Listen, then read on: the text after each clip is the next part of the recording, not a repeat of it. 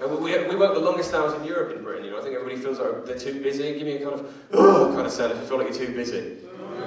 We do, don't we? But I've got a solution, right? I think what should happen is that people who pay tax should be allowed to use people who are on the dole to run errands.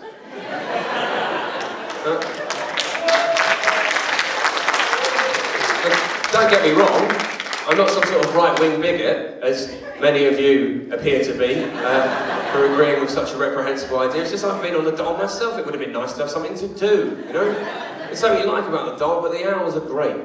Let me tell you. As I keep saying, I find the world quite scary and confusing. I think this is because I'm not a very practical person. I think I might have dyspraxia, which is like a sort of physical version of dyslexia where you can't engage with practical things. And I thought about getting this checked out, but then I realised that I don't want to do this because if I haven't got it, then I'm just shit. Which isn't something I want medically certified, to be honest, you know. Just simple things cause me problems, like changing my duvet cover. I don't know how you people can do it. It's like trying to get a cloud into a condom.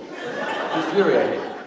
Even my name causes me problems as well. It shouldn't do. It's Jim. It's a very simple name, but I'm a very haphazard typist, right? And the J and the H are next to each other on a keyboard, so I quite often start off emails as him. It makes me sound like a sort of, you know, attention-seeking goth. You know, like I'm sort of sitting there eating licorice and raw meat, reading from my holy book of the Quran, as I believe they do.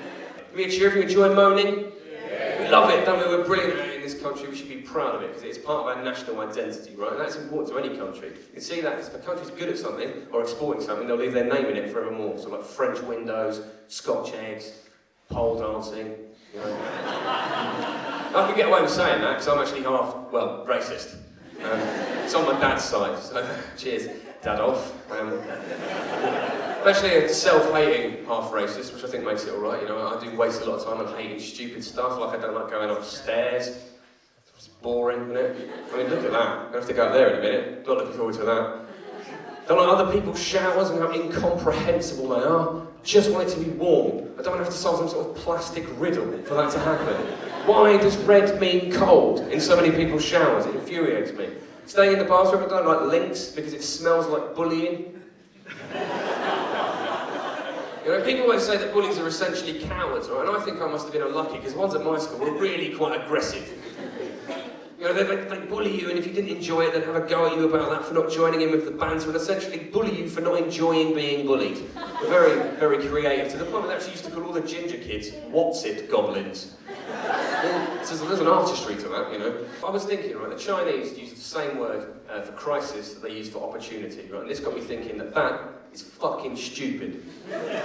So I mean, really different things. Ideally, you really need two different words. And then I thought, if I can go off on such a tangent so easily, and you know, just think about nonsense like this, then I'll probably be all right and get over it. And I did. And as I keep saying, I do think you have to be positive in life, right? Whenever I get down about any of these things, I think back to something I saw when I was at a festival when I was younger. It was at the Reading Festival. Has anyone been?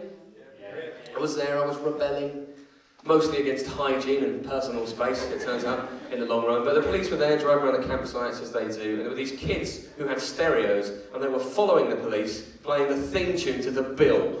It was fucking amazing. These kids were absolute heroes, and if that isn't life affirming, then I don't know what is. Right, that's all good. I'm going to have to go back to River Cottage now. You've been lovely, thank you very much. You've got a really good night ahead of you. I've been Jim Campbell. Enjoy the rest of your night, thank you.